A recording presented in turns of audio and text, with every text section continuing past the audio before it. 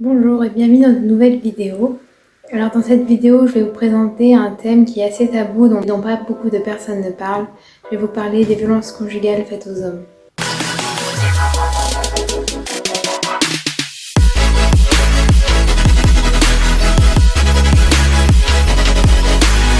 Alors tout d'abord, j'aimerais remercier l'association SOS Hommes Battus qui a bien voulu répondre à mes questions afin que je vous transmette les informations les plus justes possibles.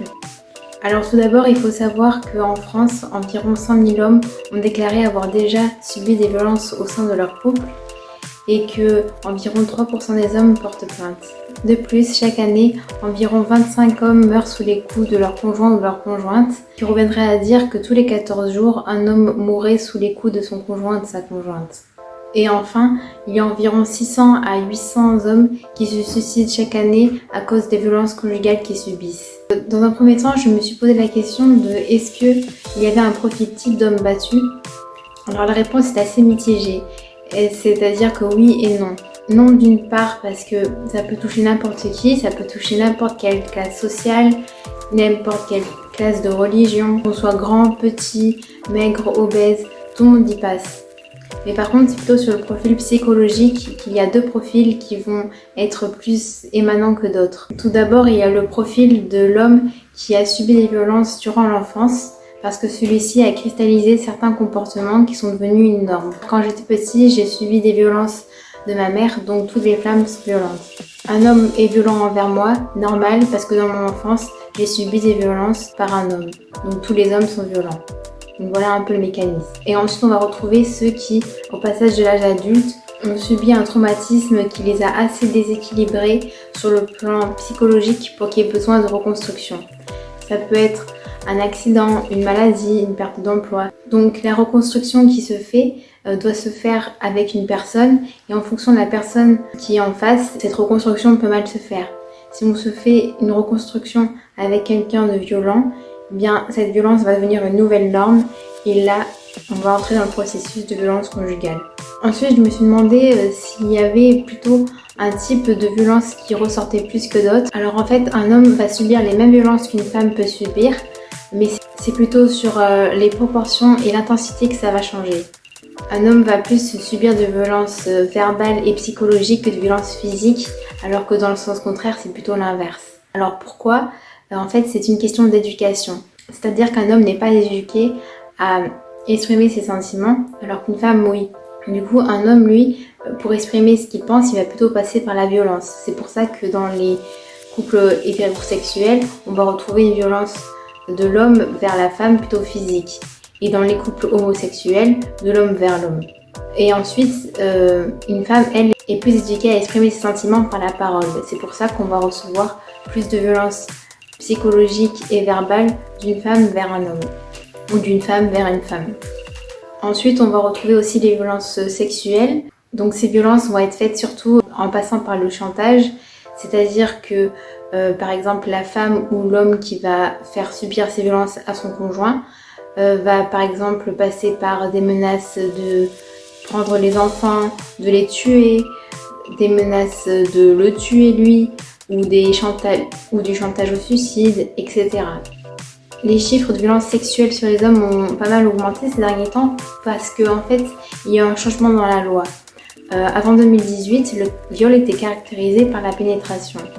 Or, du coup, sur un couple hétérosexuel, il y a peu de pénétration de la femme vers l'homme, à moins qu'il y ait utilisation d'objets. Et puis ensuite, la loi a changé et on a fait inclure dedans le cunnilingus et la fellation.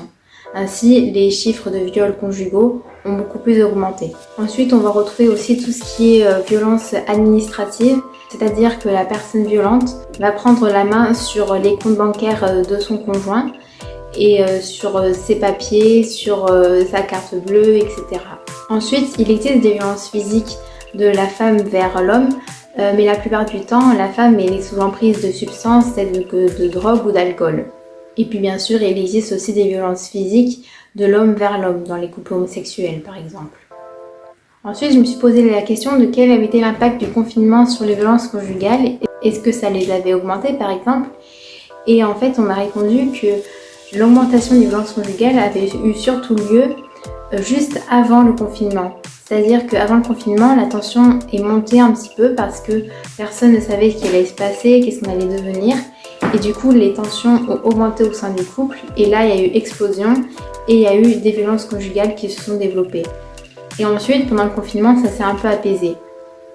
Le fait qu'on ait cru qu'il y avait plus de violences conjugales durant le confinement, c'était en fait le fait qu'on en parlait plus et du coup il y avait plus de dénonciations. Mais au final, il n'y en avait pas plus que ça. Il y en avait autant que d'habitude. Ensuite, je me demandais s'il y avait beaucoup de personnes qui contactaient l'association et quelles étaient les raisons pour lesquelles on ne contactait pas forcément l'association. Alors en fait, au début de l'association, ils tournaient plutôt à 3 à 5 appels par semaine et maintenant ils sont plutôt à 2 par jour. Donc il y a quand même eu une augmentation des appels, peut-être parce que l'association s'est fait plus connaître aussi.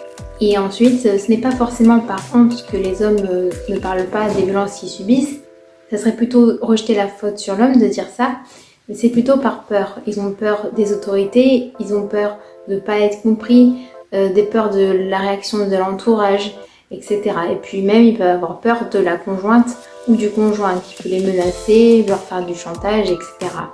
Pourquoi ils ont peur des autorités? Parce que les autorités ne sont pas formées à ce type de violence. Donc soit ils vont pas prendre en compte leurs plaintes et leurs plaintes ne seront pas enregistrées, ou sinon elles vont être mal enregistrées et du coup quand elles vont arriver au bureau du procureur, elles vont rien valoir. Alors maintenant, je vais vous présenter un peu l'association pour ceux qui seraient intéressés soit d'y participer ou soit de les joindre. Alors donc l'association, elle a d'abord une fonction de communication, donc elle communique via principalement les réseaux sociaux. Elle a une page Facebook, une page LinkedIn, une page YouTube. Elle a aussi un site internet, etc. Et dessus, elles vont mettre des informations juridiques, judiciaires. Elles ont aussi des thérapeutes référents. En fait, des informations générales sur les violences faites aux hommes. De plus, il y a une permanence téléphonique où ils sont 4. Donc il y a des médecins, des anciennes victimes de violences conjugales, des thérapeutes et des intervenants sociaux. Donc tout d'abord, si on les appelle en cas de crise, ce qui est assez rare, leur première fonction, ça sera de rappeler à la personne les numéros qui pourraient les aider, les numéros d'urgence comme le 17, le 112 ou même le 18, ou même ils peuvent être amenés eux-mêmes à appeler les autorités. Sinon, hors cas de crise, donc quand on est reposé loin de son bourreau, ils peuvent du coup leur conseiller des thérapeutes, des avocats, ils peuvent leur donner des conseils sur les démarches à suivre pour porter plainte, etc. En fait, ils ont un rôle du coup de communication, d'orientation, de sensibilisation aux lois et aux procédures qui pourraient être mises en place.